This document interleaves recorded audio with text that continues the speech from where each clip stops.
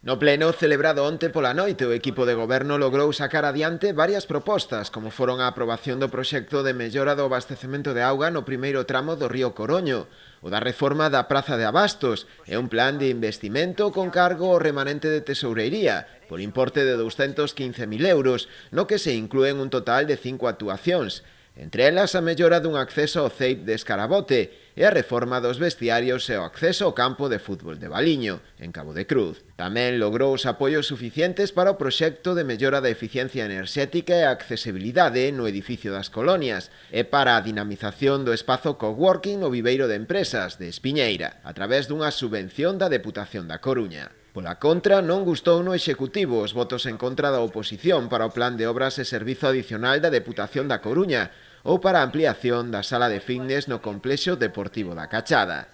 Tamén foron rexeitadas outras propostas nas que o goberno local tiña moitas esperanzas, como é o caso do proxecto para poder levar a cabo a construción dun parque urbano na zona verde de Aboqueira de Anegral, o anteproxecto da ordenanza de circulación ou o proxecto educativo en clave.